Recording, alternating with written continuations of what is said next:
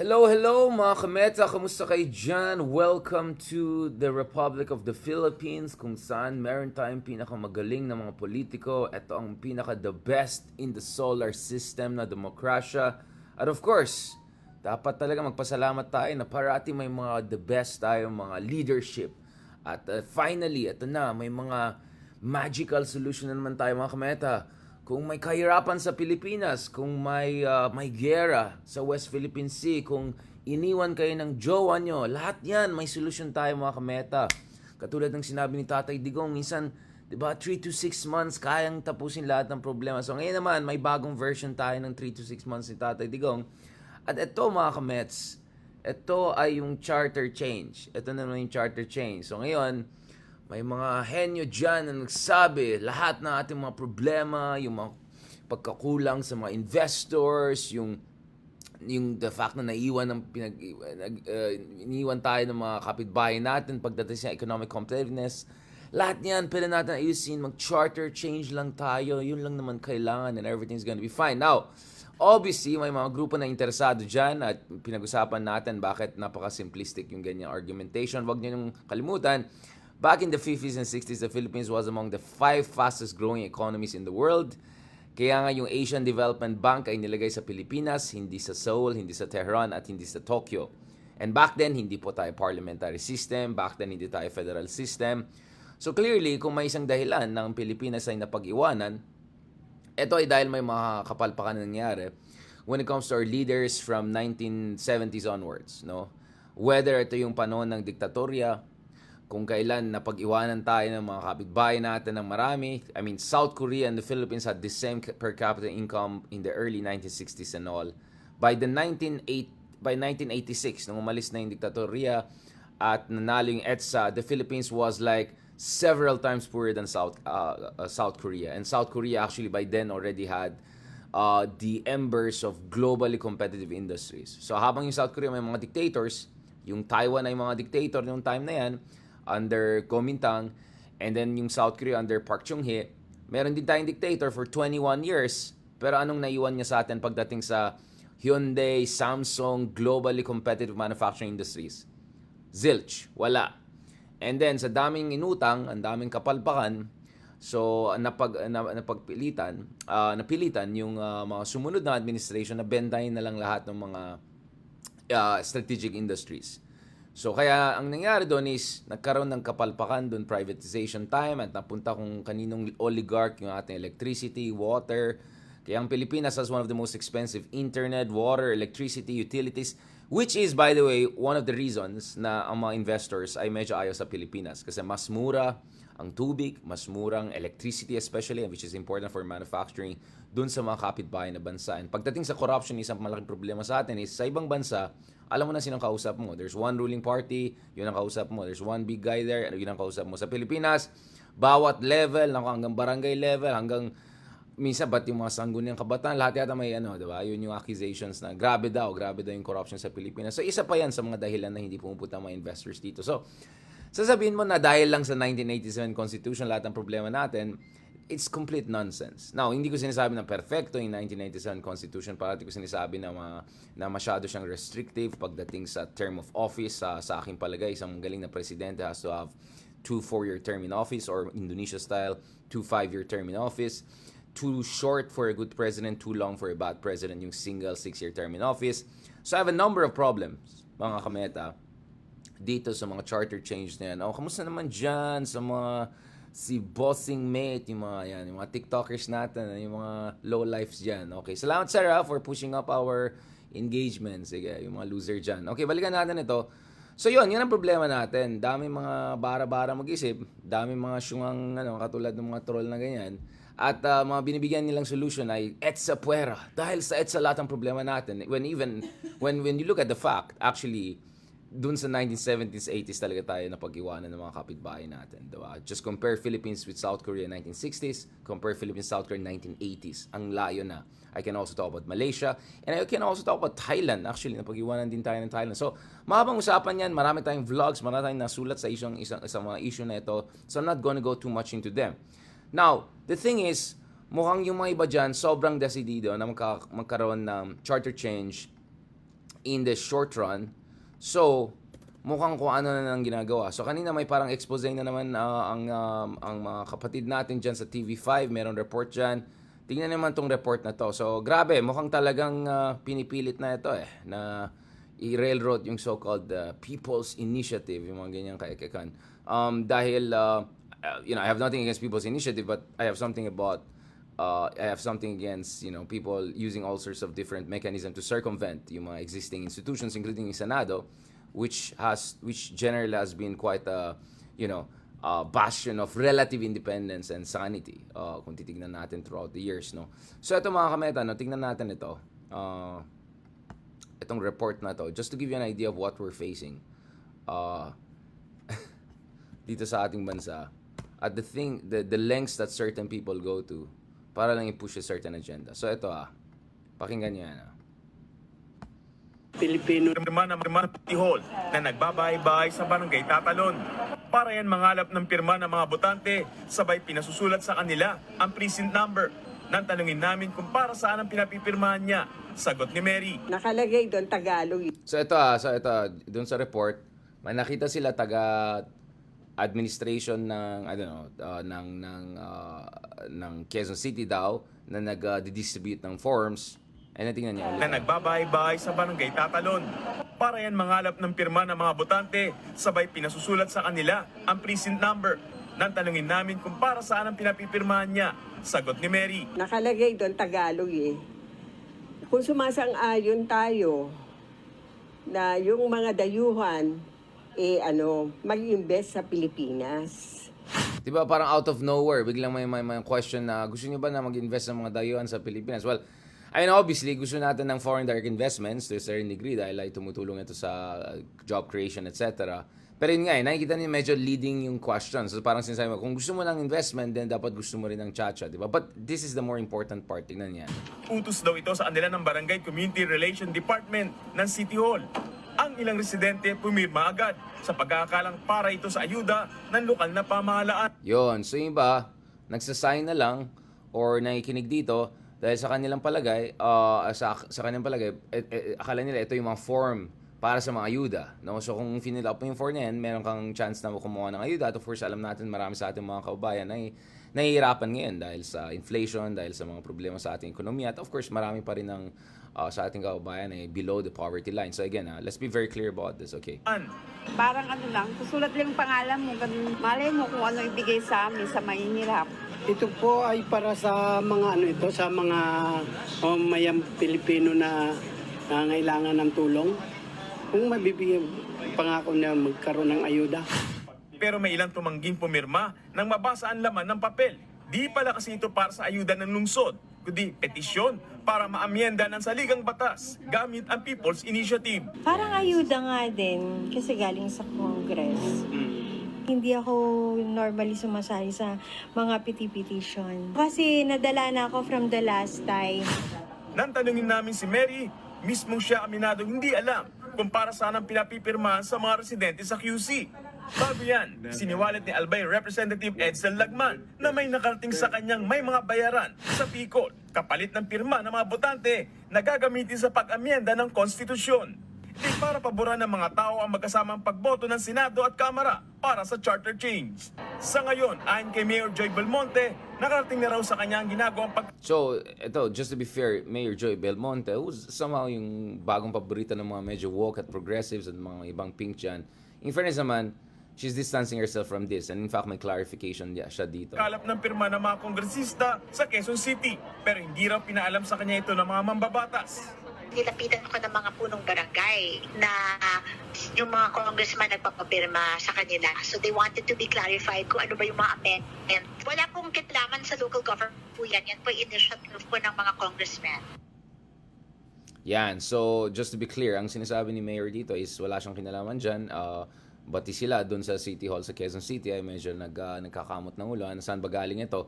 At mukhang itong initiative na to ay hindi galing sa executive branch dito sa Quezon City pagdating sa mayor office, pero potentially galing ito sa mga ibang congressman or kongreso, yung mga tao na may interest to push for this people initiative. Now, katulad ng pinag-usapan natin dun sa mga iba't ibang vlogs natin at saka mga writings natin, yun nga, dahil alam ng mga iba dyan na mahihirapan sila to push for charter change through the Senate, hindi nila maram through the Senate because you need a 3/4 majority there to pass it, to get the ball rolling.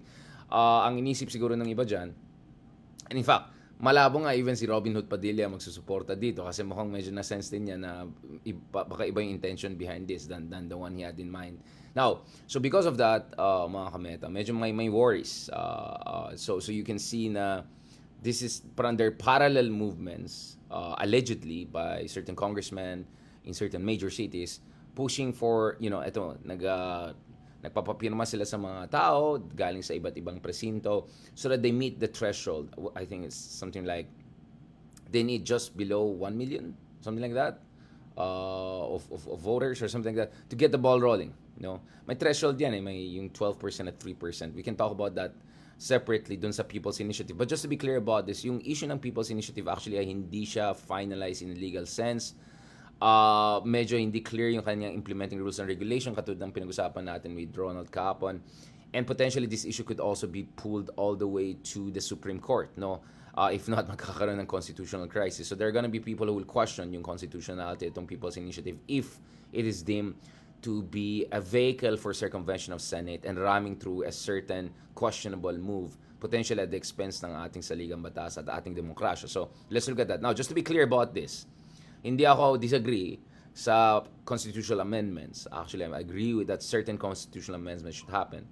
Hindi rin ako disagree dun sa parliamentary system in theory, although medyo nag-aaral tayo sa buhay, medyo alam natin sinasabi natin. So whether titignan mo yung Bangladesh, Iraq, I can go on and on. Many countries, even Turkey in the past, nakita natin na kung sabog yung political system mo, kung maraming kang mga trapos, gagamitin nila even yung parliamentary system to consolidate power. This is Sheikh Hasina all the way to Erdogan and the mess that we have in other developing countries. So yung mga nagsabi na, mag-parliamentary tayo, automatically maging first world tayo, Switzerland, whatever, hindi na alam pinagsasabi nila because dapat titignan mo how these systems operate in a certain condition, and ang conditions sa Pilipinas ay mas malapit sa mga katulad ng Bangladesh probably rather than countries like Switzerland or I don't know, Germany or whatnot, right? So ito yung mga dapat titignan natin. Federalism, pag-usapan din natin Nigeria for instance, right? Or semi-federalism in Iraq for instance, or Brazil na mas malapit sa atin in terms of their conditions, real conditions, trapo politics, etc. than let's say, I don't know, Germany or I don't know, United States, Canada, whatever, right? So yun ang sinasabi ko, you have to be very critical, no? Dapat critical thinking ang ginagamit natin pag pinag-usapan natin itong mga issue na ito, katulad ng issue ng constitutional change or charter change. Now, having said all of those things, may mga iba dyan na mukhang, ito yung problema ko talaga mga kameta. So, actually the other day, katulad ng sinabi natin, may na-publish tayo sa Journal of Democracy, which is considered as, the leading academic intellectual space for discussing issues relevant to democratization, etc. And mukhang may mga tao dyan na parang they're trying to twist this to make it look as if, in-endorse natin ang Marcos Jr. and sinasabi natin na he's a fantastic president and everything's going fine and all. Now, of course, first of all, that means hindi ka nagbasa ng article mismo, right? Because in fact, I use the term reformer, right, in quotation mark. O yung mga iba na hindi marunong magsulat or hindi nakapag-aral ng mabuti nung tinuturo ng mga basics, di ba? Pag nilagay mo sa quotation mark, parang quote and quote, parang you're not necessarily saying it as a statement of truth. You're putting it out there with some significant caveat, no? Parang daw or so-called. Yun, right? Not to mention, kung tinignan yung article, I went back to my first analysis just after elections kung sabi ko, suabe itong presidente natin na ito. I don't think hindi siya maging katulad ni Digong na bara-bara, but that doesn't mean na he will necessarily follow yung yung precepts and spirit of its constitution, which by the way toppled yung kanyang pamilya from power, no? So in fact I said that he could still. So actually ang fundamental argument ko, which is turning out very correctly, is that don't underestimate Marcos Jr. He's far smarter than people assume. He's far more savvy than people assume.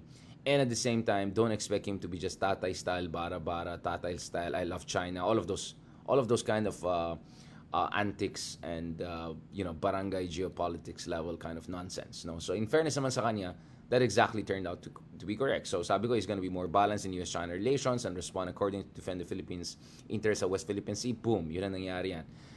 I said na baka sa ilalim niya, there will be some tweaking of the drug war. Boom, nangyari yan. And then of course, last year sinabi natin na potentially, this is like 6-7 months ahead, na potentially ma-free na rin si Leila de Lima. Boom, nangyari yan.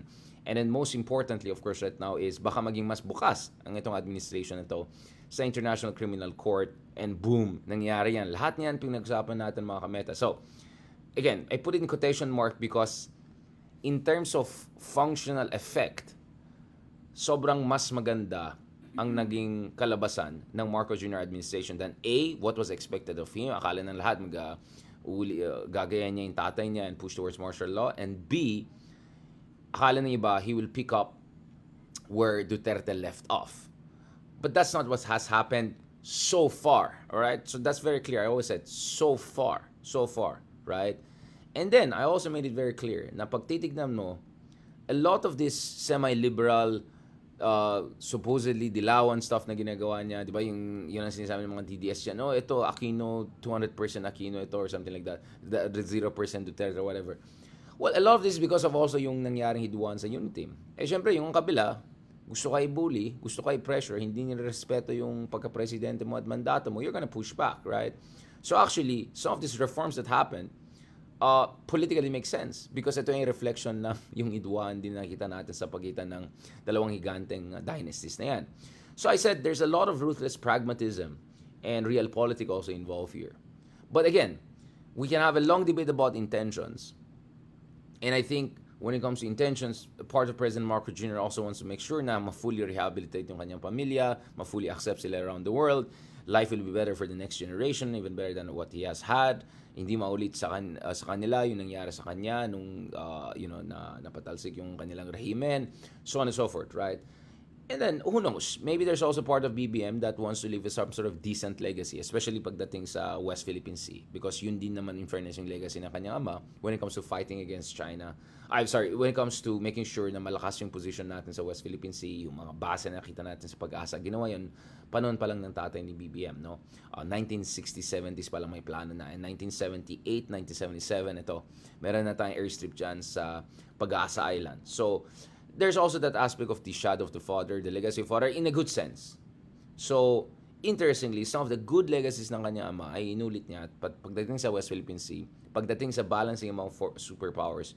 Pero so far, hindi natin nakita any move towards a more authoritarian system or a move towards dictatorship or a move towards consolidating yung democratic erosion or autocratic consolidation na nakita natin sa ilalim ng nakaraan na administration. Now, having said all of that, klarong-klaro dito sa article natin na sinabi ko, pagdating sa issue ng charter change, it practically makes sense because pag nag-charter change ka, nag-parliamentary ka, pwede mong siguraduhin na yung kabila, wala nang chance na makabalik. Because in a parliamentary system, whatever party with the most number of votes and support, which you can secure in many different ways, ang mangyari dyan is you can put someone there who's not the most charismatic people, but someone trusted, right? And then the president could be more symbolic president, but still head of state, katulad ng system sa Italy, for instance, and back in the day in Turkey, before Erdogan pushed for certain reforms, right? Or you could go the French system or the Korean system whereby actually both my prime minister and president pero dominant yung president. So you can do different things about that. And if they move towards that kind of parliamentary system, hindi na kailangan na magkaroon ng elections sa 2028. So yung mga iba nagsasabi galing sa kabilang kampo, oh, lagot kayo sa amin pag bumalik kami sa 28. Well, pwede naman i-preempt yan. But as I said, while there's a logic to that, at the same time, huwag natin kalimutan na this could also go wrong. Na yung process of charter change could be hijacked. The process of charter change could be producing unintended consequences. Or it could be, as some say in the opposition, it could be a Trojan horse, no, for injecting all sorts of questionable things and taking out good things. So, ang sinasabi ko dito is, may mga imperfections ang political system natin, but don't throw out the baby with the bathwater. Throw out the bathwater. Ang bathwater po ay yung katrapuhan, corruption, lack of sufficient critical thinking in terms of our political culture. We're close to where we should be. In terms of making sure na we have strong state institutions, independent regulatory bodies. So yun yung mga kailangan natin, not to mention, of course, protection of human rights, etc. So you have to separate the good things from the bad things. Bad things is corruption, katrapuhan, oligarchs and dynasties dominating our system. The good things are human rights, democracy, so on and so forth. Yun ang kailangan natin. Sorry, medyo naghalo. So, you have to separate the baby from the bathwater. So, you can do it through amendments, or you can do it actually with existing 1997 Constitution, but we make sure lang the better kind of leaders, less trapo kind of leaders, keep on winning, and we really have a government of best and brightest. Yung finance minister mo, yung I don't know, yung DTI secretary mo, etc. Ito yung mga best of the best. So, yun po yung tinitignan natin pagdating sa making sure na we move in the right direction pagdating sa kasi tanggap naman natin lahat na may problema talaga sa ating political system. Ang problema kasi dito is yung iba dyan, tinitwist nila yung issue. Kaysa they'll point their fingers at the real source of the problem, which is yung mga oligarchs, dynasties, etc., they're gonna point it at EDSA Puera, Dilawan, human rights, etc., when in fact, this is not backed up by evidence. Diba? Alam naman natin na, and katulad ng sinabi ko parate, you cannot fix a problem kung yung fixer mo yun yung problema mo. Kung yung tao na gusto mag-ayos ng problema, siya pa yung may pakanan, siya pa yung ugat ng problema, right?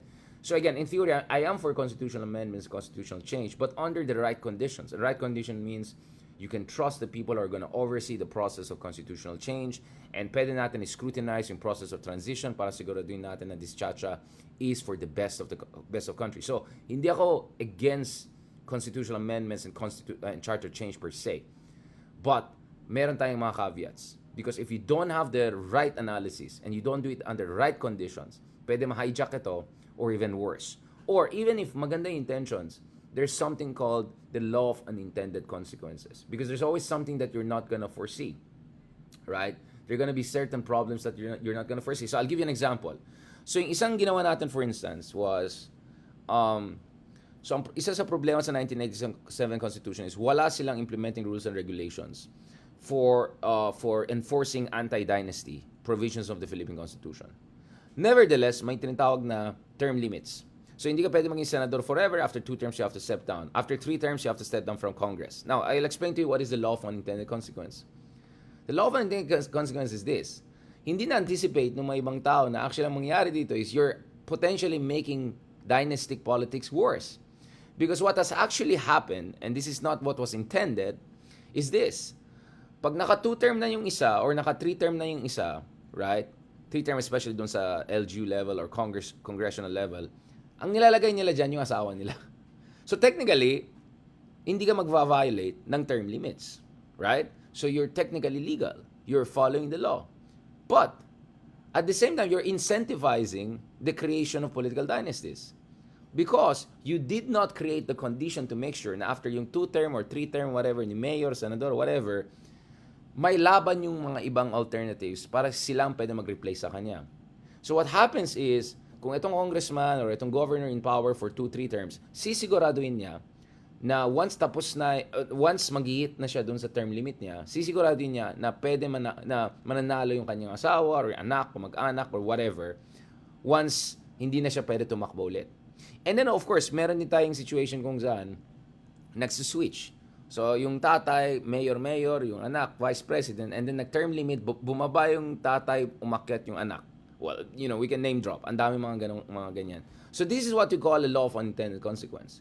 Because in fairness, maganda yung intention ng yung mga nag-push for term limits. Right? But, dahil na-hijack ito, it actually made the dynasty problem in the Philippines worse. So what you actually need is a new set of laws and rules that make sure na maging competitive yung electoral landscape, make sure na walang vote buying, and make sure na may chance yung mga iba na pwede mag-replace dun sa mga dynasties or kung sino kung matapos yung termino na in office. Right? So you're not creating conditions for competitive elections. Right? So that's one thing. The other thing correctly also pointed out here is yung si Walt Bain or something. Sinabi nila yung issue ng party list. Again, party list is another good example of law of unintended consequences. So kung tinignan mo yung party list system, parang tinanggap na nila na Pagdating sa mga congressional races, good luck kung ikaw ay galing sa grassroots movements or manggagawa, etc. Because ang kalaban mo dyan, yung mga malalaking trapo at saka dynasties na billion-billion yung kanilang budget. So halos hopeless case yan. Diba? It's very, very hard na talunin mo yung mga warlords and dynasties in a normal congressional race, for instance.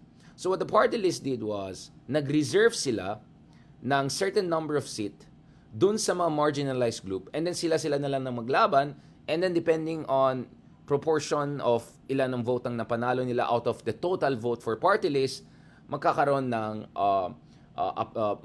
ng proportioning, no? So kunyari ma-allocate ka ng 3 seats kung ikaw yung may pinakamalaking vote at certain percentage of total vote of party list, right?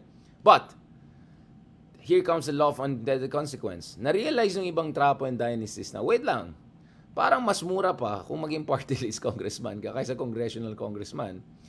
At nakita nila, marami mga grassroots group doon, they managed to get 1 seat, 2 seat, or even 3 seats with very limited expenses and all, as long as they could mobilize a certain number of votes, 100,000, 200,000, 300,000, some up to 1 million, especially mga progressive, mga kabayan bloc, mga ganyan type of people.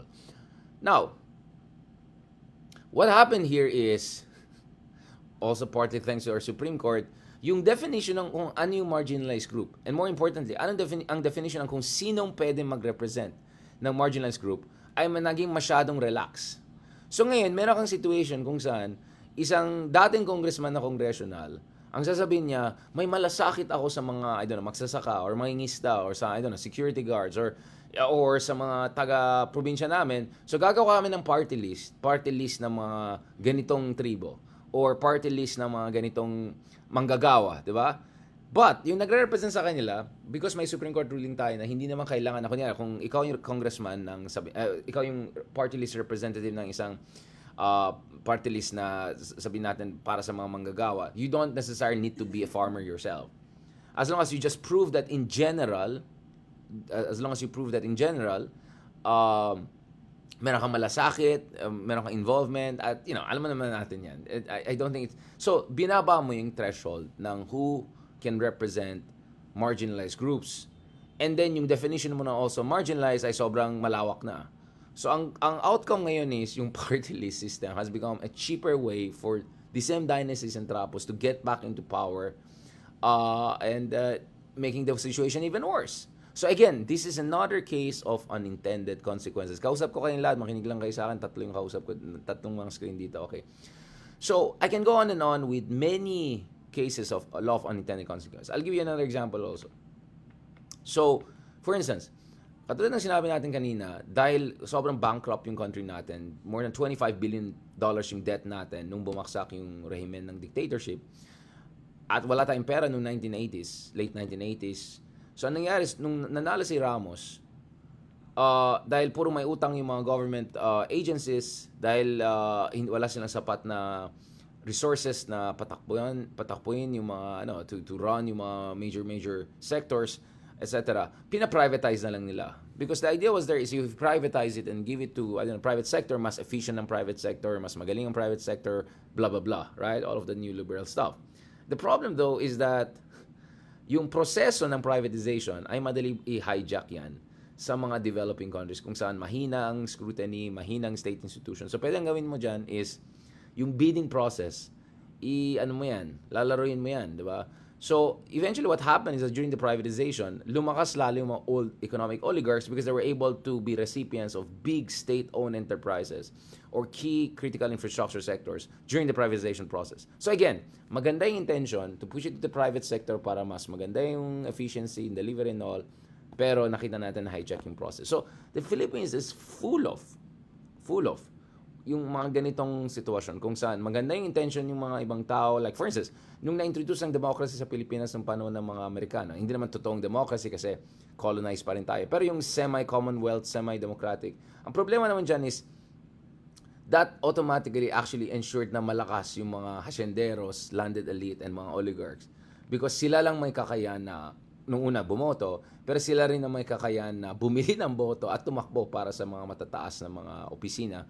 Kaya nakikita natin, 1920s, 1930s pa lang, yung mga haciendero and landed elite ay nag-dominate nung ating Senado, Kongreso, etc. And that reality has not changed for a very long time. So, kung kailangan ba natin ng tchatcha para ayusin yan? Or pag magchachacha ba tayo, maayos ba yan? Or kung magchachacha tayo sa ilalim ng isang kongreso na puro andyan ng mga dynasties, sa tingin niyo ba masolve yung problema ng dynasties? Do you get what I'm saying? So, yun ang sinasabi ko eh. Ang problema kasi ng iba dyan, they muddy the water. They create all of this confusion and then they give all of this simplistic stuff para hindi ma-analyze ng tao ano ba talagang problema. Parang ganito yan eh. Kung wala kang kwentang driver, kahit anong kotse ibigay sa'yo, lalong hindi gaganda yung situation. In fact, kung hindi ka magaling na driver, tapos bibigyan ka ng mas mabilis pa na kotse, baka lalong di ba? So, the problem is the driver, not the car. The car can be improved. Sure, I'm for amendments, I'm for, some... Pero mas problema natin dito yung driver eh. Yun po yung problema. Kaya sabi ko, kung pro-chacha kayo charter change, siguraduhin din nyo na yung mga tao ng sumusulong nito ay may interest talaga ng bayan. Or mapagkatiwalaan natin. Or at least medyo gets nila ano ba talagang kailangan ng ating bansa. Yun lang sinasabi natin dito eh. So again, I'm not against charter change. I'm definitely not against constitutional amendments, including amendments of certain provisions of our constitutions that prevents investments. Supposedly, we can have a long debate about that. But actually, I'll tell you what, there's another problem with Chacha is that, is it even necessary? Because sa ilalim ng nakaraan na Kongreso at Senado, they passed at least 3 different new laws to make us economically more competitive and to open certain sectors to foreign investments. Ang problema is, dahil maraming makulit dyan na gusto nila Chacha, hindi na pasa yung implementing rules and regulations on time. So delayed yung implementation, yung mga batas na dapat tumulong sa atin para gawin mas madali ang foreign investments. So my solution to that is, let's work with what you got. Don't try to reinvent the wheel and make it worse. Let's see how those laws operate, improve the conditions for investments, and then pwede natin pag-usapan in 2, 3, 4, 5 years if kailangan talaga ng total charter change para pagandahin yung ating ekonomiya. Last time I checked, actually, ang ekonomiya natin ay isa sa mga pinakamabilis sa mundo, especially dito sa ASEAN at Asia. Ang problema natin is hindi well-distributed yung income. Ang problema natin is hindi tayo nag-attract ng high-quality investments. Chacha bang sagot dyan? Or actually, trade policy, industrial policy, less corruption, less dynasties. So, yun yung sinasabi ko dito. So, yung mga iba na simplistic mag-isip, akala nila, parang ganito, parating yung sinasabi, si Michael Jordan, pag nag-shoot, nakadlabas yung dila. So, parang sinabi mo, pag ginaya natin, nilabas din natin yung dila natin pag nag-shoot tayo kasi galing tayo ni Michael Jordan. Parang ganyan kamababaw yung argument na iba dyan na gaya lang natin yung saligang batas ng ibang ganitong bansa maging katulad tayo ng mga bansang yan. Hindi, kasi you're not looking at law of unintended consequences. You're not looking at proper causality. Ang dahilan ba talaga na hindi nag-invest masyadong iba dyan sa Pilipinas ay dahil ba sa saligang batas natin? Or dahil ito dun sa napakamahalang electricity, napakahina infrastructure? So, then, the solution is actually something more fundamental, right? So, we can go on and on and on, right? I think all of us can agree na yung the fact that only 40 families in the Philippines take home 76% of newly created growth, the fact that 80% ng Kongreso, whatever natin, ay dominated ng mga dynasties. So tanggap natin yun yung problema, di ba? Kung hindi mo tanggap yun ang problema, ewan ko sa'yo, baka siguro dynasty ka or whatever, bayaran ka. Now, having accepted that, the next question is, does Chacha solve that problem or actually make it worse? Or, at the very least, it's just a distraction from the real problem. Yun lang. On that note, thank you very much mga kameta dito sa TikTok, dito sa YouTube, dito sa Meta. Thank you very much for that discussion. Again, yun ang problema kasi yung dami dyan, hindi nagbabasa, hindi nakikinig sa atin.